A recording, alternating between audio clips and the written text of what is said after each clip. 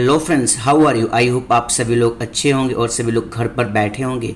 तो घर पर बैठे बैठे कुछ स्टडी भी कर लीजिए जिससे आपका और भी रिवीजन हो सके और एग्जाम में आप एक अच्छा से स्कोर खड़ा कर सके। तो आज हम सीखने वाले हैं कॉस्ट अकाउंटिंग सब्जेक्ट के गुजरात यूनिवर्सिटी 2019 के पेपर को मैं सॉल्यूशन कराने वाला हूं और उसमें से मैं सॉल्व कराऊंगा क्वेश्चन नंबर 2।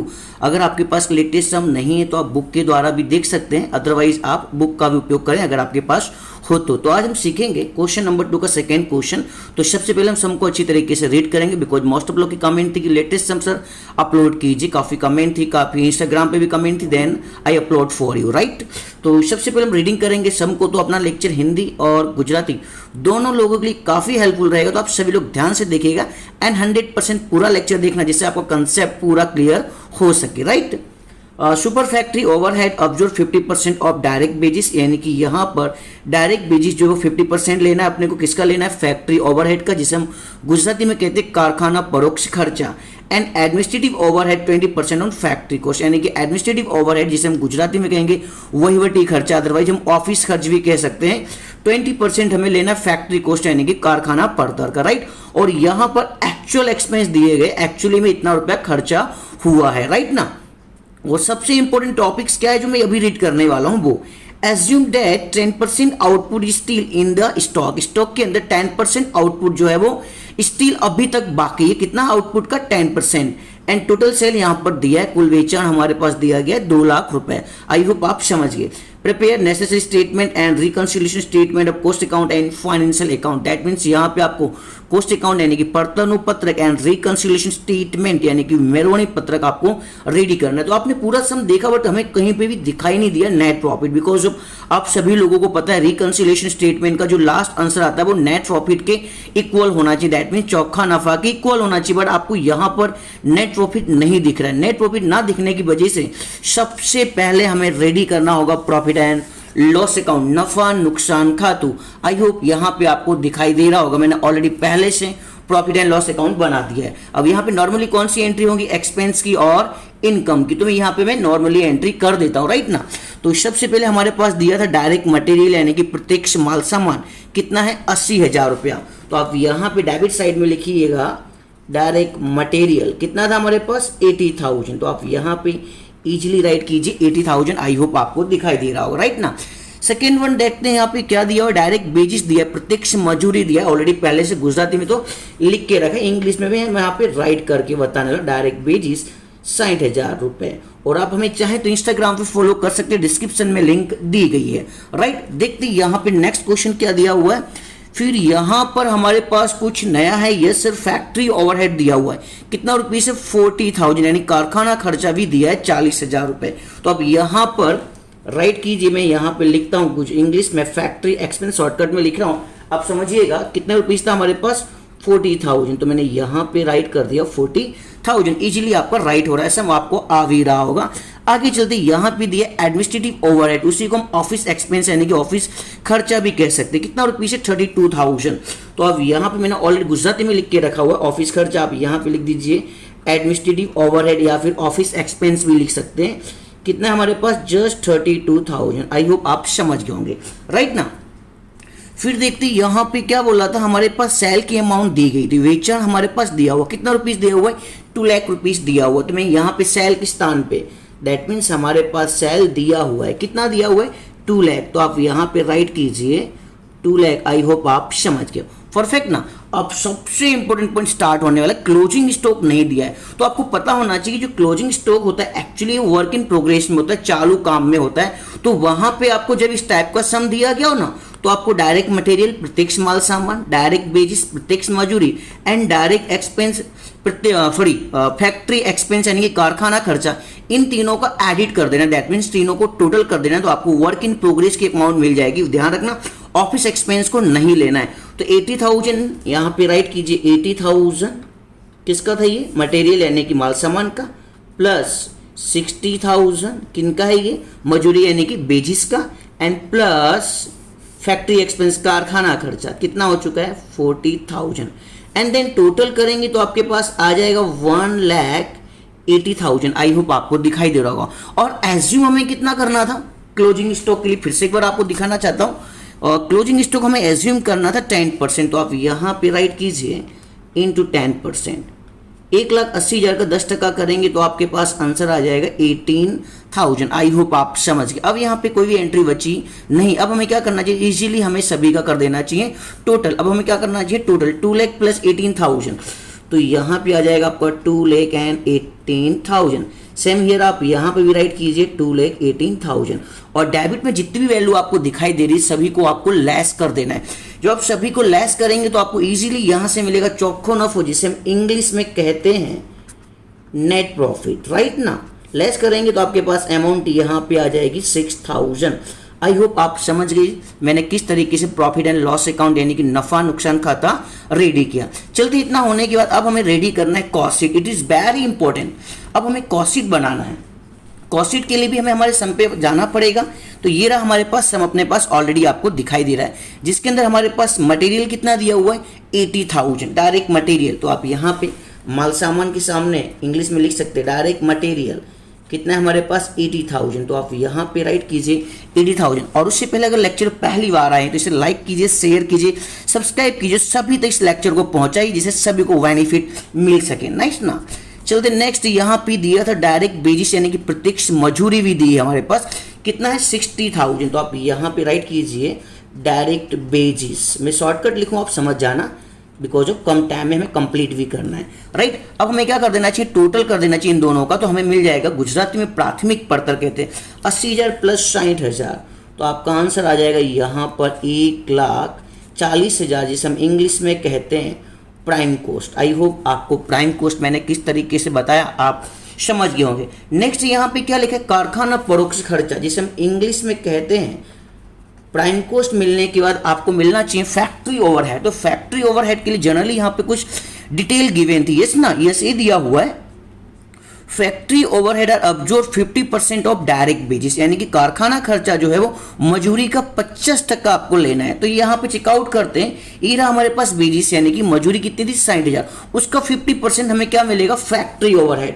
तो आप यहाँ पे राइट कीजिए 60,000 और इजीली आपके पास कैलसी, आप कैलसी यूज जरूर कीजिएगा। 60,000 का 50% करेंगे तो आपका आंसर यहाँ पे आ जाएगा 30,000। एंड प्राइम कोस्ट के अंदर आपको ऐड कर देना है फैक्ट्री ओवरहेड।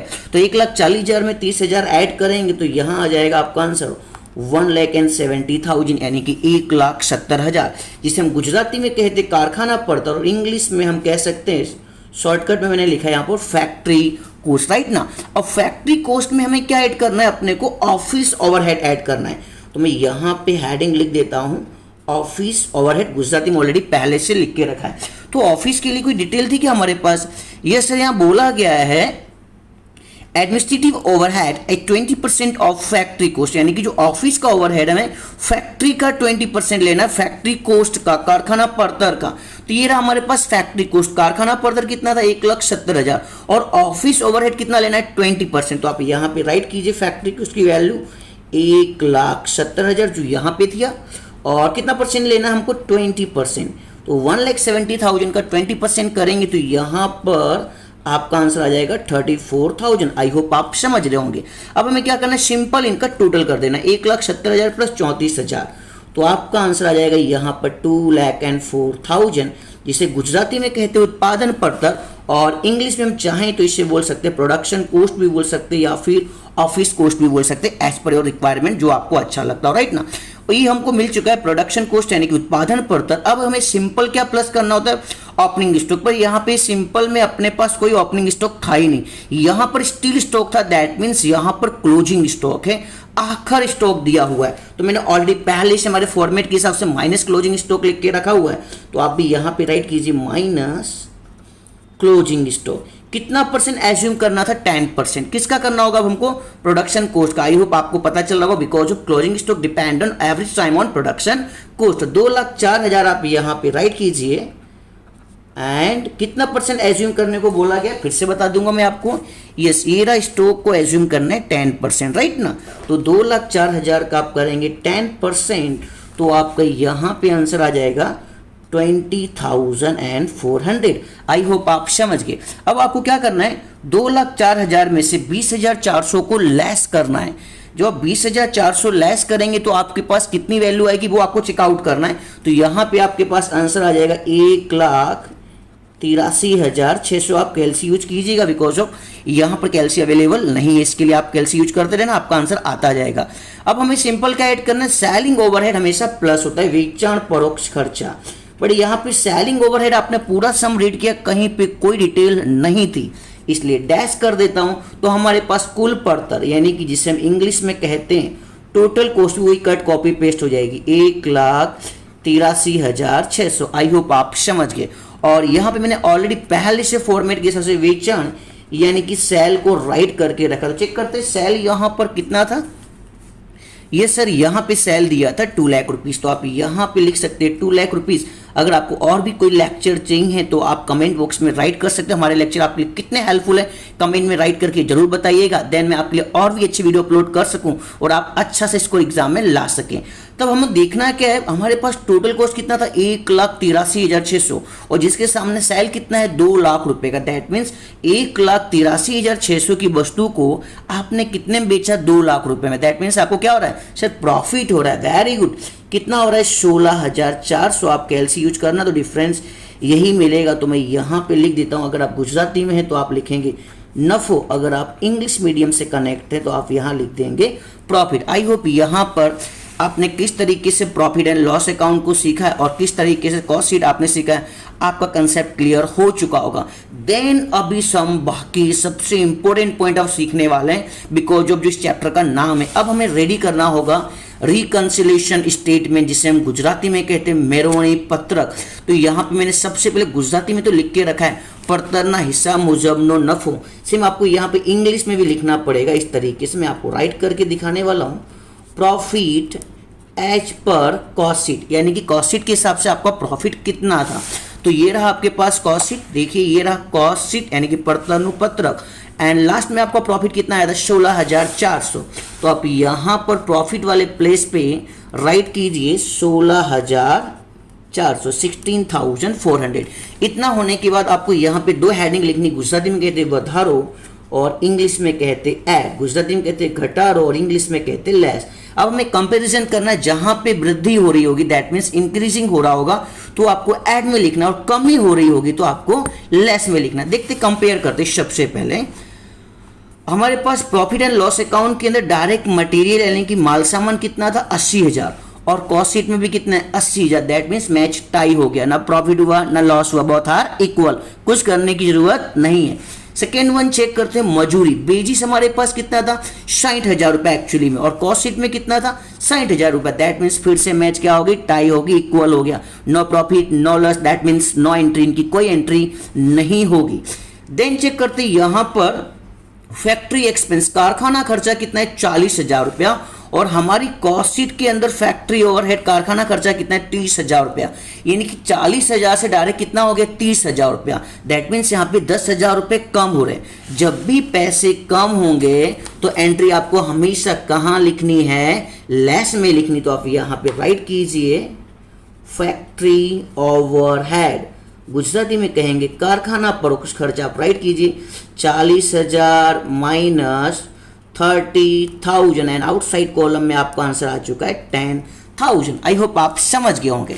देखते नेक्स्ट वन एंट्री चेकआउट करते। यहाँ पर अपने पास अब क्या, यस ऑफिस खर्चा एडमिनिस्ट्रेटिव ओवरहेड कितना दिया हुआ हमारे पास 32,000 रुपए। दैट मीन्स 32,000, और कॉस्ट शीट में कितना हमारे पास ये रहा 34,000। ऑफिस खर्चा ऑफिस ओवरहेड 34,000, यानी कि 32,000 से डायरेक्ट कितना हो गया 34,000 रुपए। दैट मीन्स 2,000 रुपए ज्यादा हो चुके। जब भी इंक्रीजिंग होगा, वधारा होगा, तो एंट्री हमेशा कहाँ पे होगी, ऐड वाले कॉलम में। तो आप यहाँ पे राइट कीजिए ऑफिस एक्सपेंस, या फिर गुजराती में भी कहेंगे हम ऑफिस खर्चा। ब्रैकेट में आप राइट कर सकते हैं 34,000 माइनस 32,000 एंड आउटसाइड कॉलम में आ जाएगा 2,000।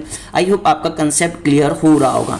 नेक्स्ट वन एंट्री चेकआउट करते हुए यहाँ पे नेट प्रॉफिट से तो कोई मतलब नहीं है, इनको चेक करने की भी कोई जरूरत नहीं है। और चलते क्रेडिट साइड में, यस वेचाण सेल कितना है 2 लाख रुपीस, और हमारा कॉस्ट शीट में भी कितना है 2 lakh. That means match tie होगी, ना इंक्रीजिंग हुआ ना डिक्रीजिंग हुआ। दैट मीन्स रिकंसिलेशन स्टेटमेंट में इनकी कोई फैक्ट नहीं होगी।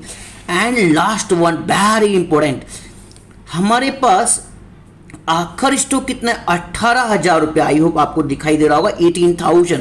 और यहां पर कितना दिखाई दे रहा है आपको, क्लोजिंग स्टॉक, आखिर स्टॉक 20,400, यानी 18,000 से कितना बढ़ गया, 20,400, दैट मीन्स 2,400 ज्यादा दिखाई दे रहा है। तो आपको पता है ना क्लोजिंग स्टॉक का रूल्स रिवर्स होता है, ऐड हो तो लेस और लेस हो तो ऐड। अब ज्यादा हो रहा है 24 तो ऐड में लिखना चाहिए, पर मैं ऐड में इसकी एंट्री नहीं करूंगा, उसकी एंट्री कहां होने वाली है, लेस में, एज पर आवर रूल। तो आप यहां पे राइट कीजिए क्लोजिंग स्टॉक, और गुजराती में कहेंगे हम आखिर स्टॉक कितना था, 20,400 माइनस 18,000, तो आउटसाइड कॉलम में आ जाएगा 2,400।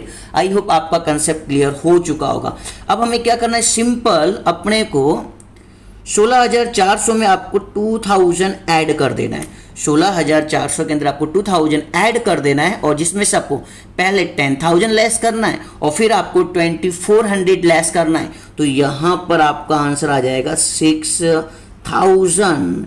और मैंने यहां पे ऑलरेडी पहले से लिख के रखा है, नाणके पत्रक ना हिसाब मुजब नो नफो, और इंग्लिश में कहेंगे profit as per financial account. और चेकआउट करते राइट है कि रॉन्ग है। आपका यहाँ पर लास्ट आंसर कितना आ चुका है, 6,000। और देखते हैं क्या नेट प्रॉफिट भी अपना 6,000 था। यस सर, यहाँ पे नेक्स्ट प्रॉफिट भी 6,000 था। आई होप आपने पूरा लेक्चर एंड तक देख लिया होगा, आपको सब कुछ समझ में आ ही गया होगा। अगर आप और भी कोई लेक्चर देखना चाहते हैं तो आप कमेंट में राइट कर सकते हैं, और ये लेक्चर हमारे लिए आपके लिए कितने हेल्पफुल हो रहे हैं वो भी आप राइट कर सकते हैं। और नेक्स्ट लेक्चर हमारा आने वाला बीकॉम सेम 2 और एमकॉम सेम 2 का, तो आपने सभी फ्रेंड्स को भी एक बार इन्फॉर्म कर दीजिएगा बीकॉम सेम 2 और एमकॉम सेम 2 के लिए। मिलते हैं नेक्स्ट लेक्चर में, अपना ध्यान रखिएगा। Thank you very much.